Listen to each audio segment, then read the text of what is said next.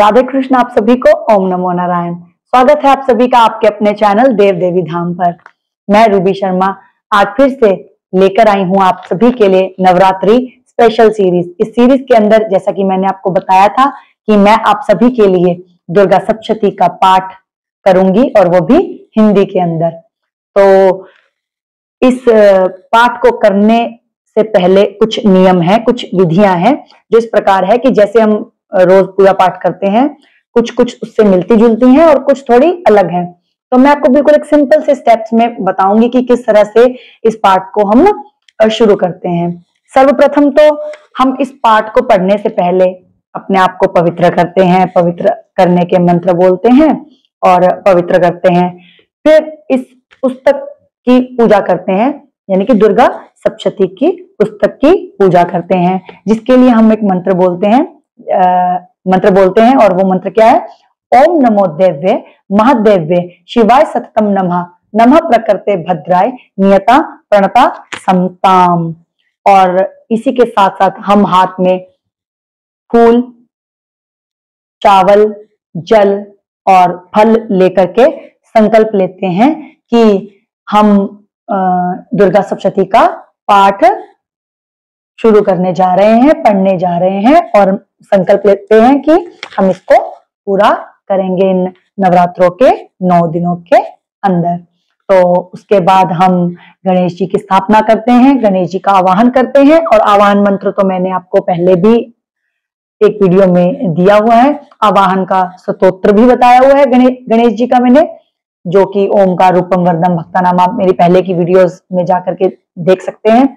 तो सर्वप्रथम आप पहले पुस्तक पूजा का मंत्र बोलें, शुद्धि करें, पुस्तक पूजा का मंत्र बोलें, गणेश जी की स्थापना करें, गणेश जी का पूजन करें। ओम गुरुवे नमः, ओम श्री गणेशाय नमः बोल करके गणेश जी के स्तोत्र का पाठ करें।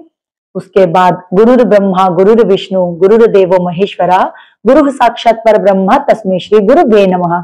इसके बाद जो हमें बोलना होता है सप्तशती के अध्यायों को पढ़ने से पहले। दुर्गा सप्तशती असल में मार्कंडेय पुराण के अंदर से लिया गया एक पाठ है।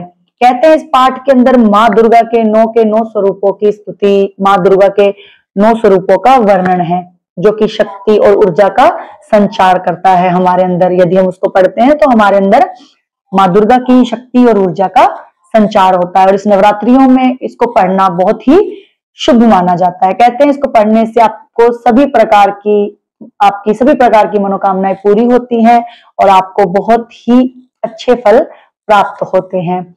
लेकिन इसको पढ़ने से पहले जो मैंने आपको बताया कि पहले गणेश जी का स्तोत्र पढ़ें, उससे पहले दुर्गा जी की पुस्तक पूजा का मंत्र पढ़ें, फिर गणेश जी का स्तोत्र पढ़ें और फिर गुरु जी को याद करें और फिर शुरुआत करें आप दुर्गा सप्तश्लोकी दुर्गा से। सबसे पहले पढ़ें श्री सप्तश्लोकी दुर्गा, फिर श्री दुर्गा अष्टोत्तर शतनाम स्तोत्रम, यानी दुर्गा जी के 108 नाम। उसके बाद आप पढ़ें श्री देव्या कवचम और फिर पढ़ें श्री अर्गला स्तोत्रम, फिर पढ़ें श्री कीलकम और उसके बाद आप शुरू करें दुर्गा सप्तशती के अध्यायों को पढ़ना। तो जितने भी मैंने ये भी आपको नाम बताए हैं, श्री दुर्गा अष्टोत्तर नाम स्तोत्रम का, श्री सप्तश्लोकी दुर्गा का, श्री अर्गला स्तोत्रम का, मैंने आप सभी के लिए इंडिविजुअली इसकी वीडियोस भी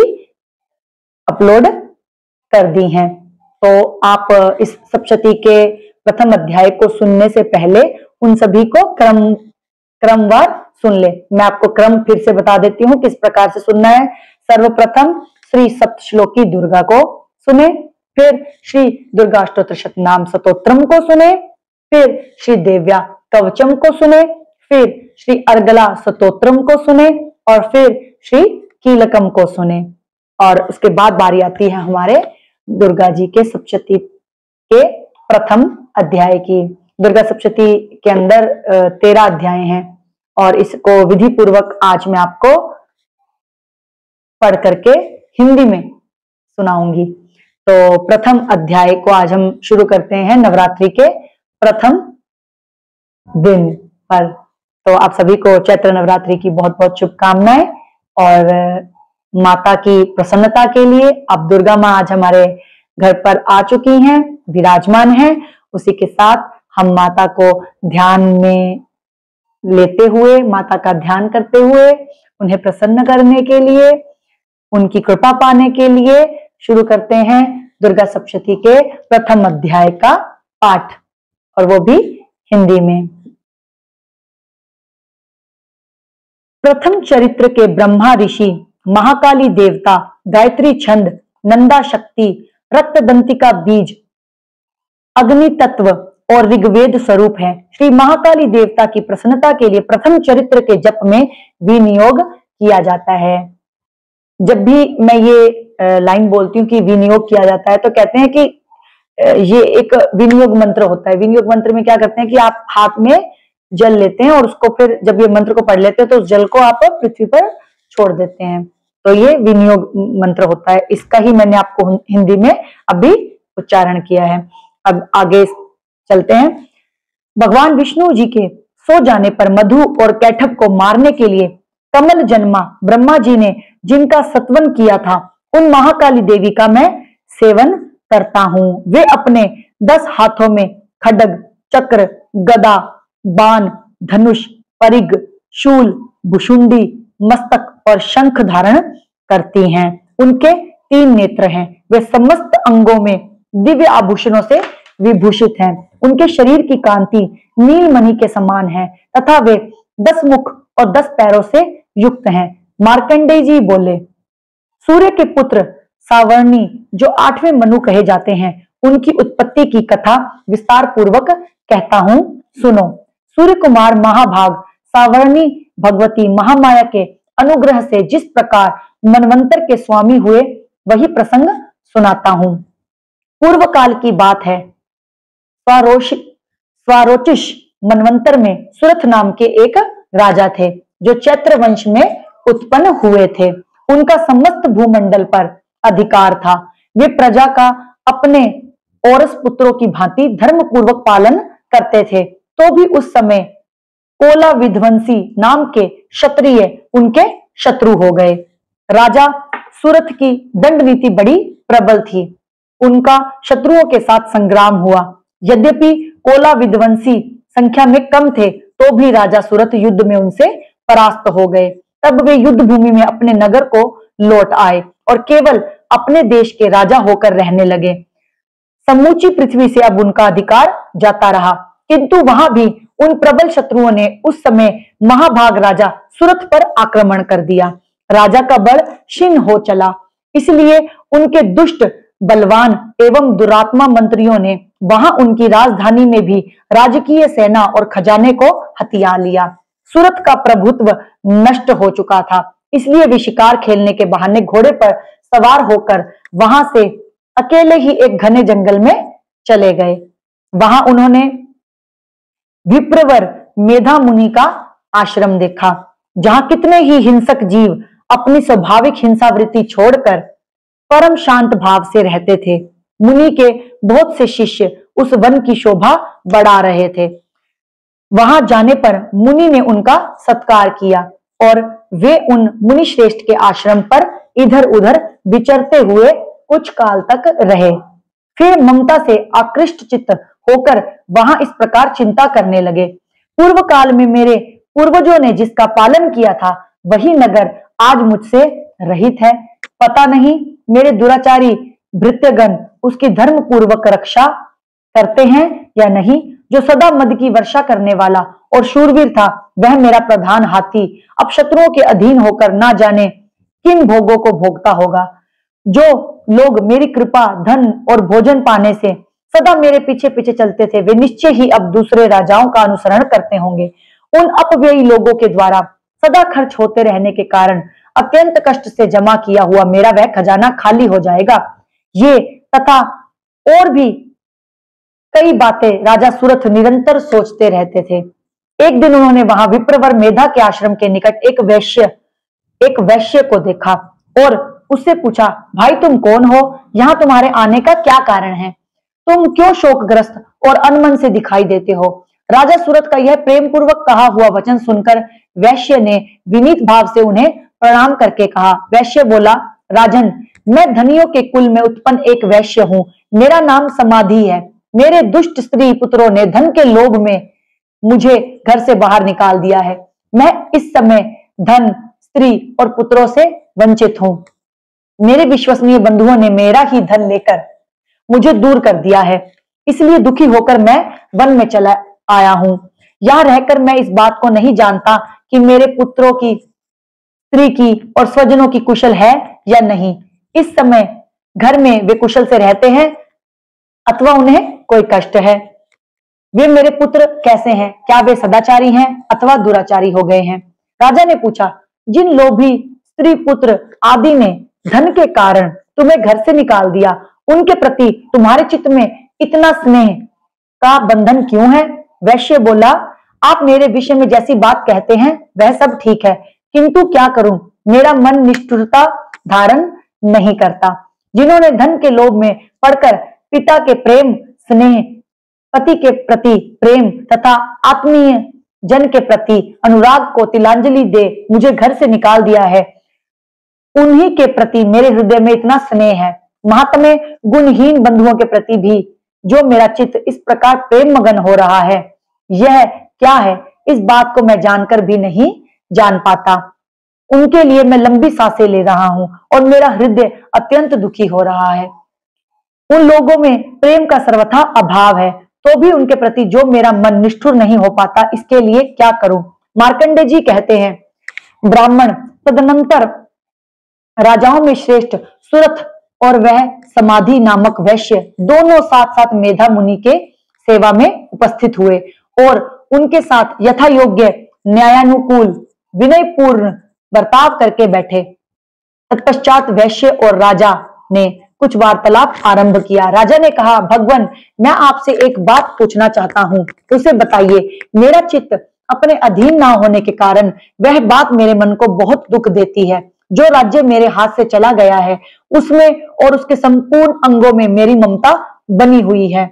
मुनि श्रेष्ठ यह जानते हुए भी कि वह अब मेरा नहीं है, अज्ञानी की भांति मुझे इसके लिए दुख होता है।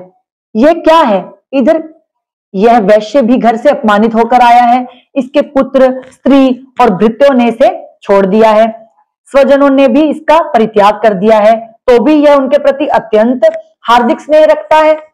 इस प्रकार यह तथा मैं दोनों ही बहुत दुखी हैं, जिसमें प्रत्यक्ष दोष देखा गया है। उस विषय के लिए भी हमारे मन में ममता जनित आकर्षण पैदा हो रहा है। महाभाग, हम दोनों समझदार हैं, तो भी हम में जो मोह पैदा हुआ है, यह क्या है? विवेक शून्य पुरुष की भांति मुझमें और इसमें भी यह मूढ़ता प्रत्यक्ष दिखाई देती है। ऋषि बोले, महाभाग, विषय मार्ग का ज्ञान सब जीवों को है। इसी प्रकार विषय भी सबके लिए अलग अलग हैं। कुछ प्राणी दिन में नहीं देखते और दूसरे रात में ही नहीं देखते, तथा कुछ जीव ऐसे हैं जो दिन और रात्रि में भी बराबर ही देखते हैं। यह ठीक है कि मनुष्य समझदार होते हैं, किंतु केवल वे ही ऐसे नहीं होते। पशु, पक्षी और मृग आदि सभी प्राणी समझदार होते हैं। मनुष्य की समझ भी वैसी ही होती है जैसे उन मृग पक्षियों की होती है, तथा जैसे मनुष्य की होती है वैसी ही उन मृग पक्षी आदि की होती है। यह तथा अन्य बातें भी प्रायः दोनों में ही समान ही है। समझ होने पर भी इन पक्षियों को तो देखो, ये स्वयं भूख से पीड़ित होते हुए भी मोहवश बच्चों की चोंच में कितने चाव से अन्न के दाने डाल रहे हैं। नरश्रेष्ठ, क्या तुम नहीं देखते कि ये मनुष्य समझदार होते हुए भी लोभवश अपने किए हुए उपकार का बदला पाने के लिए पुत्रों की अभिलाषा करते हैं? यद्यपि उन सब में समझ की कमी नहीं है, तथापि वे संसार की स्थिति, जन्म मरण की परंपरा बनाए रखने वाले भगवती महामाया के प्रभाव द्वारा ममतामय भंवर से युक्त मोह के गहरे गर्त में गिराए गए हैं।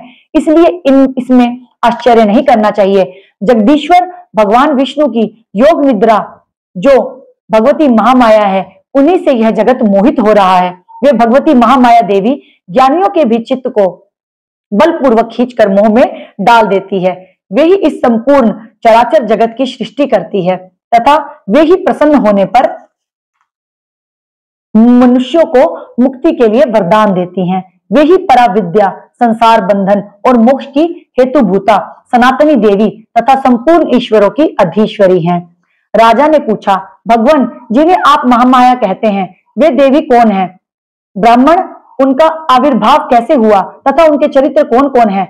ब्रह्मवेत्ताओं में श्रेष्ठ महर्षि उन देवी का जैसा प्रभाव हो, जैसा स्वरूप हो और जिस प्रकार प्रादुर्भाव हुआ हो, वह सब मैं आपके मुख से सुनना चाहता हूँ। ऋषि बोले, राजन, वास्तव में तो वे देवी नित्य स्वरूपा ही हैं। संपूर्ण जगत उन्हीं का रूप है तथा उन्होंने समस्त विश्व को व्याप्त कर रखा है।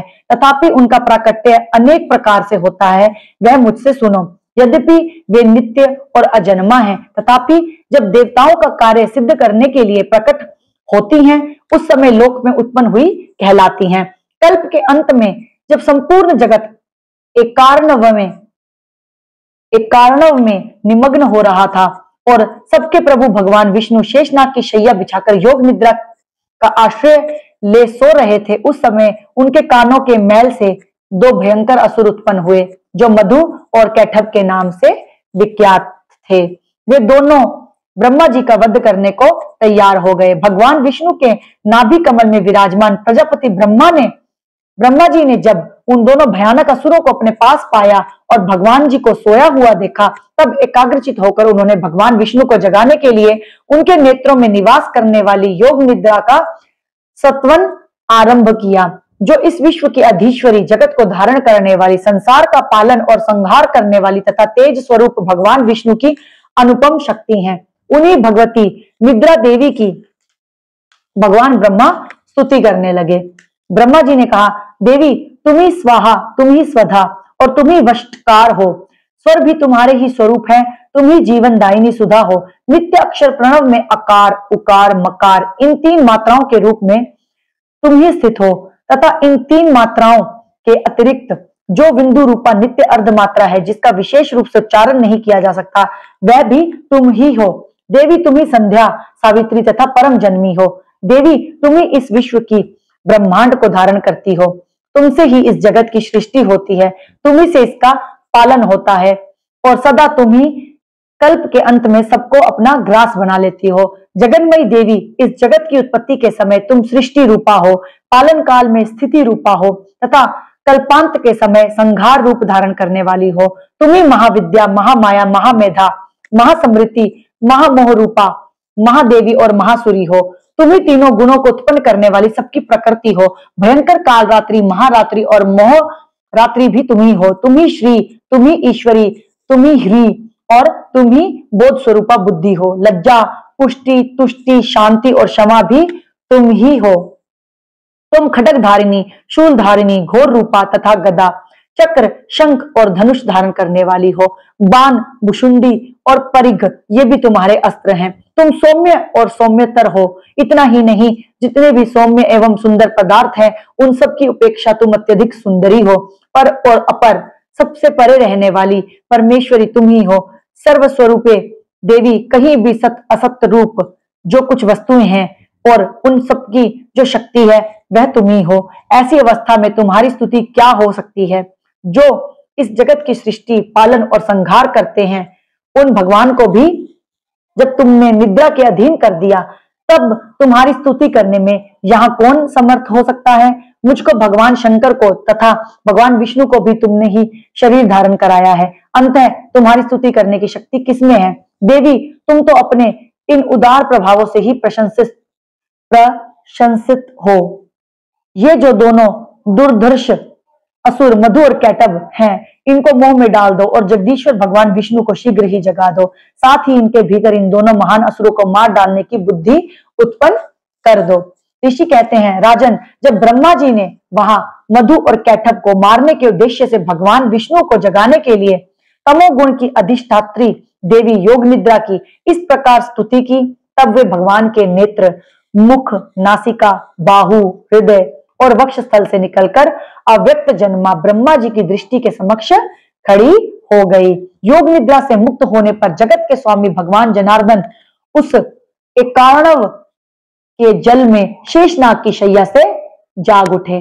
फिर उन्होंने उन दोनों असुरों को देखा।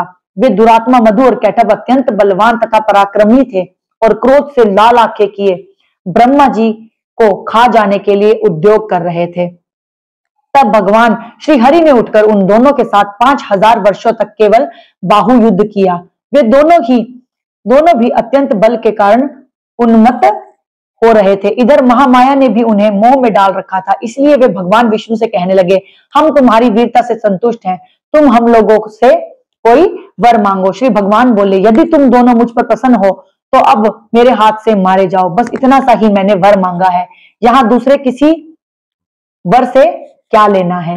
ऋषि कहते हैं, इस प्रकार धोखे में आ जाने पर जब उन्होंने संपूर्ण जगत में जल ही जल देखा, तब कमल नयन भगवान से कहा, जहां पृथ्वी जल में डूबी हुई ना हो, जहां सूखा स्थान हो, वहीं हमारा वध करो। ऋषि कहते हैं, तब तथास्तु कहकर शंख चक्र और गदा धारण करने वाले भगवान ने उन दोनों के मस्तक अपनी जांघ पर रखकर चक्र से काट डाले। इस प्रकार ये देवी महामाया ब्रह्मा जी की स्तुति करने पर स्वयं प्रकट हुई थी। अब पुनः तुमसे उनके प्रभाव का वर्णन करता हूं, सुनो। इस प्रकार श्री मार्कंडेय पुराण में सावर्णिक मनवंतर की कथा के अंतर्गत देवी महात्म्य में मधु कैटभ वध नामक पहला अध्याय पूरा हुआ। तो आज नवरात्रि के प्रथम दिन हमने प्रथम अध्याय को आपके लिए हिंदी में पढ़ा है, जिसके अंदर मधु कैटभ का वध किस प्रकार हुआ वह बताया गया है। इस अध्याय का नाम मधु कैटभ वध है। तो आज मधु कैटभ का वध हम पढ़ चुके हैं। अब कल नवरात्रि के दूसरे दिन हम दूसरा अध्याय आपको पढ़ करके सुनाएंगे। इसी के साथ ही आज के लिए इतना ही। तो ऐसे ही भगवती का गुणगान इन नवरात्रि के दिनों में जरूर करें। भगवती को प्रसन्न करने के लिए जो भी मंत्र जप होते हैं अवश्य करें, उनका नाम लें, उनके मंत्र बोलें, पूजा पाठ करें, व्रत रखें, फलाहार खाएं और खुश रहें। ओम नमो नारायण।